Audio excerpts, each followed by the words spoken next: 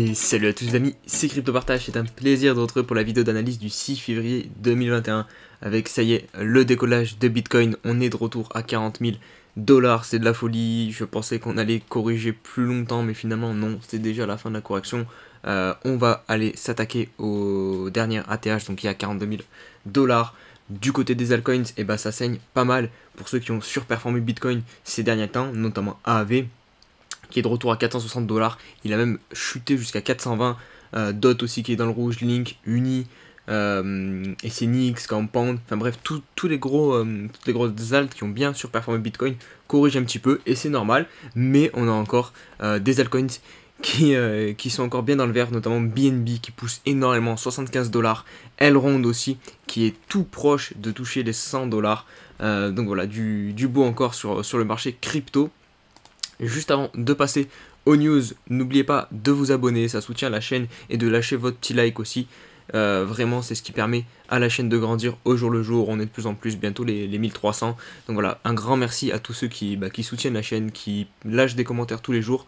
Vraiment, c'est grâce à vous que la chaîne avance. Merci beaucoup.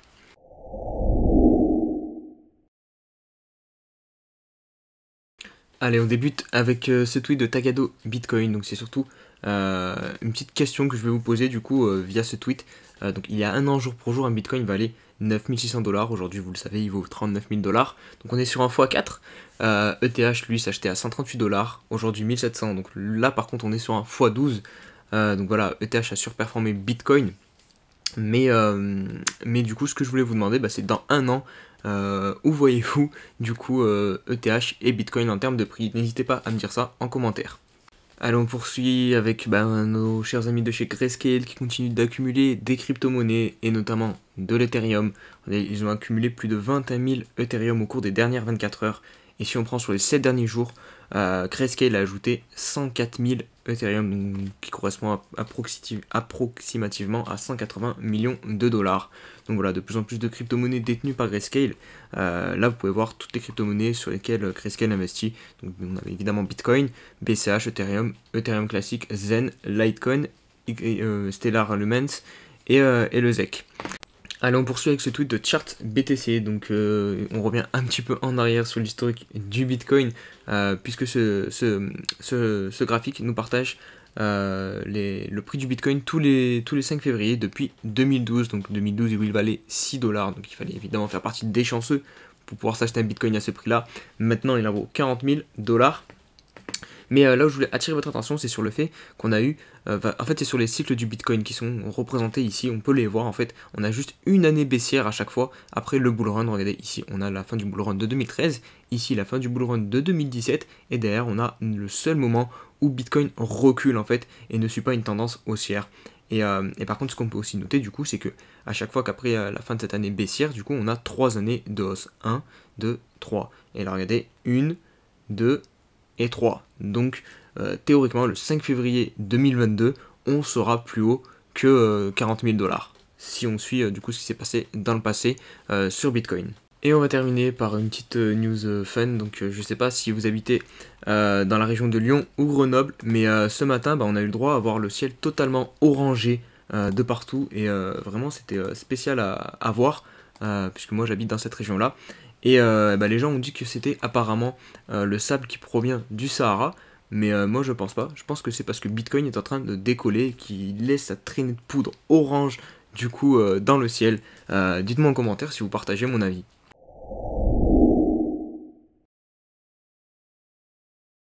Allez, on débute cette analyse graphique par le Bitcoin. On est en daily. Et comme je vous disais hier, regardez, ça va être très important de clôturer aujourd'hui au-dessus de ces anciennes clôtures. Donc du 14 janvier, c'est ce qu'on est en train de réussir à faire. C'est vraiment la dernière étape pour moi qui marquera le fait qu'on est reparti en tendance haussière en daily. Et surtout, on pourra très vite ensuite venir chercher l'ATH, donc à 42 000 $. Si on se met en H4, on voit qu'on a réussi du coup à passer cette zone dure. J'avais peur qu'elle nous repousse. Ça n'a pas été, enfin, elle nous a repoussé un petit peu, mais très légèrement. Et d'ailleurs, on est reparti et on vient de clôturer largement au-dessus. Donc c'est bon, on s'est bien extirpé de cette zone. Maintenant, il y a juste ici, là, vous voyez, on est pile poil dessus. Hein. C'est vraiment chirurgical. Donc on est en train de batailler ici. Là, c'est vraiment clairement la dernière zone à abattre. Ensuite, c'est direction l'ATH directement Donc voilà, après il va falloir voir ce que l'on va faire sous l'ATH, si on va réussir à casser directement ou si on va se faire repousser. Et je pense qu'il faut rester méfiant parce que on pourrait clairement faire un double top, hein. C'est un scénario qui peut être envisageable. Attendez, je vais prendre le stylo, hop, on pourrait faire quelque chose comme ça, du coup ça ferait un espèce de M en fait, c'est une figure baissière, du coup regardez, hop, et là on pourrait, enfin bref, ça serait vraiment pas joli, c'est pas le scénario du tout que j'envisage. Je pense que là on est bien reparti sur Bitcoin, et que la correction est terminée. Attendez, hop, si on se met en weekly, je pense que c'est suffisant. Même si j'aurais par exemple aimé qu'on retouche la trend qu'on a initiée début octobre. Je pense que là du coup ça va être compliqué, mais bon, on a fait quand même notre moins 30% qui est nécessaire en bull run, moins 32%. Donc voilà, là je pense que c'est reparti sur Bitcoin. Au niveau du récit en weekly, on l'a fait dégonfler quand même pas mal. On est presque venu rechercher la zone des 70. C'est un peu moins que lors du bull run de 2017 parce que souvent on est passé sous cette zone des 70, mais bon, l'histoire ne se répète pas pile poil comme à chaque fois. Donc voilà, c'est pas très grave. On a un peu dégonflé, on a de la marge pour par exemple revenir sous le niveau des 90. Donc voilà, je pense que sur Bitcoin on est bien reparti. Allez, on débute les altcoins par Elrond, qui nous fait une belle poussée encore aujourd'hui, quasiment les 100$ d'atteint, 98 exactement. Mais il va falloir se méfier puisque regardez au niveau du RSI, on est vraiment très très haut puisqu'on a atteint un niveau jamais atteint sur Elrond, donc les 87. On risquerait de se faire repousser du coup, d'autant plus que les 100$ peuvent faire une barrière psychologique. Donc vraiment à se méfier, on pourrait avoir notre grosse correction sur Elrond qui pourrait nous ramener, si on met les retracements de Fibonacci, à minima sur les 0,38. En plus, regardez, c'est une zone qu'on a pas mal travaillé ici, donc un retour aux 65$ environ, ça serait clairement possible sur Elrond, vu comment on est monté verticalement ici, dans la dernière phase de l'expansion. Donc on voit clairement qu'il y a eu 3 temps dans ce mouvement haussier, donc d'abord l'accumulation, ensuite une pente un peu moins, pas trop raide, on est monté tranquillement, et puis on voit même un triangle ascendant, et quand on l'a cassé, là derrière, ça a été la dernière phase, avec une grosse poussée pour atteindre les 100$. Mais là, je pense clairement qu'on arrive à la fin de ce mouvement haussier et qu'on va commencer à corriger tout doucement ou au moins à consolider pendant un petit moment sur Elrond avant de repartir. Allez, on se retrouve sur le token Cell, donc de la plateforme Celsius Network, qui lui ne fait que de monter depuis le fin août. Donc il nous a fait une belle hausse. Et là, il est en train de faire quelque chose d'intéressant puisqu'il compresse à l'intérieur d'un triangle. Vous pouvez voir ici. Donc ça peut être très intéressant. Si on le casse à la hausse, on peut très vite repartir très haut sur Celsius. Et d'autant plus parce que c'est un token utile, puisque la plateforme Celsius Network, c'est une application qui vous permet d'acheter directement vos crypto-monnaies et de les stacker et d'obtenir du coup des rewards. Par exemple sur Ethereum et Bitcoin, on est à 5,5% il me semble de rewards annuels. Et si vous décidez de recevoir vos rewards pas en Ethereum et pas en Bitcoin, mais en Celsius Network, du coup le reward passe à 6,5% ou même plus, il me semble. Donc n'hésitez pas à aller checker d'ailleurs l'application si vous ne l'avez pas. Je mettrai peut-être un lien d'affiliation en barre en commentaire, comme ça si ça peut soutenir la chaîne tant mieux. Mais voilà, donc c'est ce qui fait augmenter le prix du Celsius, et puisque des gens du coup stackent leur crypto-monnaie sur l'application et décident de recevoir leurs rewards en Celsius, donc forcément ça bloque des Celsius et ça permet au cours d'augmenter, donc ça peut être très intéressant de stacker ces crypto-monnaies sur cette plateforme-là. Allez, on poursuit avec Curve, donc son token CRV qui lui aussi a une configuration que j'aime beaucoup, puisqu'on a une grosse phase d'accumulation et qu'on l'a cassé à la hausse, on a fait des petits pullbacks et depuis là on monte tranquillement. Je pense qu'on a une belle trend, ouais voilà, regardez, on est collé à cette trend haussière, donc on monte tranquillement. Rappelez-vous ce que je vous ai montré il y a quelques instants sur Elrond, et ben là c'est à peu près le même schéma en fait qu'on est en train de reproduire.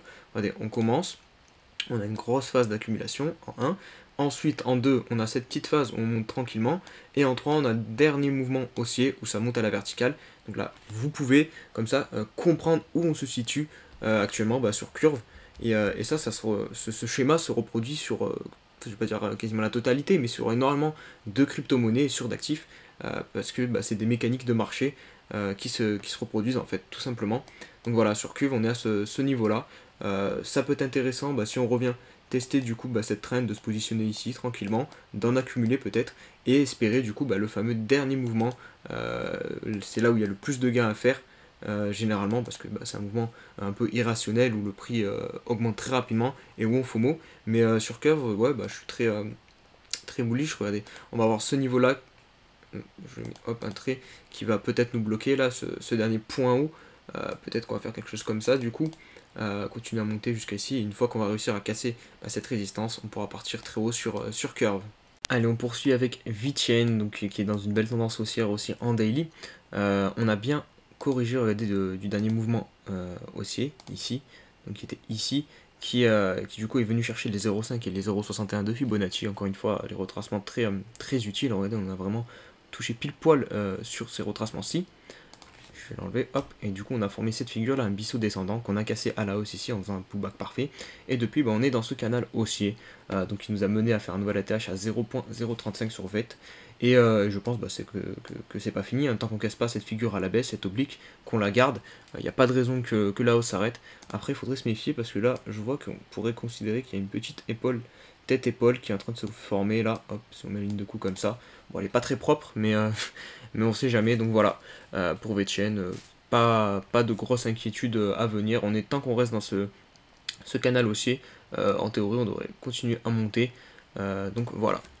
Allez, on poursuit avec EOS, donc ça c'est un projet qui fait beaucoup parler de lui, plus en mal qu'en bien, parce que on pourrait considérer que c'est un token un peu mort, puisque depuis 2017, regardez, on est vraiment sur une tendance baissière, on fait tout le temps des plus hauts de plus en plus bas, vraiment, regardez, hein. Là il y a vraiment une trend baissière. Pour l'instant là, il montre aucun signe de retournement, donc c'est très risqué de se positionner sur ce genre de token, même si évidemment les gains peuvent être énormes si la tendance se retourne et qu'il re-atteint son ancien plus haut, d'autant plus que là regardez, on peut constater un triangle de compression et on arrive vraiment au bout du bout, donc là ça va être très intéressant de voir s'il réussit à clôturer au-dessus et à réellement se retourner, à reprendre déjà ce dernier plus haut et casser du coup cette tendance baissière qu'on a depuis un long moment. Oups, hop, voilà. En plus les moyennes mobiles sont en train de croiser bullish potentiellement, enfin en tout cas elles sont l'une sur l'autre, donc il faudrait que la bleue passe dessus nettement la jaune pour avoir un signal de plus. Donc voilà sur EOS, vraiment ça c'est à vous d'analyser le projet d'un point de vue fondamental. Moi je fais pas vraiment, enfin si je fais de mon côté des analyses fondamentales, mais j'ai pas envie forcément de les partager avec vous pour trop vous influencer. Je préfère que vous fassiez vos propres recherches, mais du coup d'un point de vue de l'analyse technique, ce qui peut être intéressant, c'est si jamais on casse du coup cette oblique et qu'on reprend cet ancien plus haut, là ça peut être intéressant de rentrer, puisque regardez le chart là, vraiment il y a de quoi, si juste on reprend, si on retourne à l'ATH un jour, il y a un gain énorme à faire, donc voilà. Mais je sais qu'EOS c'est une crypto qui fait beaucoup parler d'elle, un peu comme XRP, un peu comme IOTA, des projets un peu morts de 2017 et qui ont encore une grosse communauté en fait derrière eux. Donc n'hésitez pas à me dire en commentaire s'il y a des pro EOS, ce que vous pensez réellement du projet, ce qu'il apporte réellement. Voilà, donc j'attends vos retours en commentaire. Allez, on se retrouve sur Born Protocol, donc un token qui est très intéressant puisque il n'a pas encore atteint l'ATH qu'il a effectué lors de la mini, c'est plutôt une grosse alt-season qu'il y a eu l'été dernier en 2020. D'ailleurs, regardez, on a bien corrigé dessus. On est venu s'établir pile poil entre les 0,61 et les 0,78. Regardez, on a un beau range d'accumulation ici, donc ça c'est vraiment parfait. Et là, il a repris une tendance haussière derrière, donc ça aussi c'est parfait. Ça peut être du coup là à court terme intéressant pour se positionner sur le haut de cette ancienne phase d'accumulation, donc environ les 10,80$. Et derrière, il y a du gros potentiel sur Band, hein, puisqu'il va très certainement très rapidement venir chercher son ATH. Et surtout, il n'est pas encore dans la phase, j'ai envie de dire, la dernière phase, comme celle par exemple qu'on a connue sur Elrond, où ça remonte à la verticale, comme il l'a connu ici, par exemple. Là, on est encore dans une phase où on accumule, on monte tranquillement, de plus en plus fort, et voilà, il y a encore du chemin à faire sur Brand d'un point de vue haussier. Et on va conclure cette vidéo donc par le BZX token, donc qui est très intéressant aussi je trouve, puisqu'on a une belle phase d'accumulation ici. On peut même voir un double bottom ici, regardez, hop, très parfait, donc une petite trend haussière là qui pousse le cours vers le haut, et là on vient de s'affranchir de cette résistance.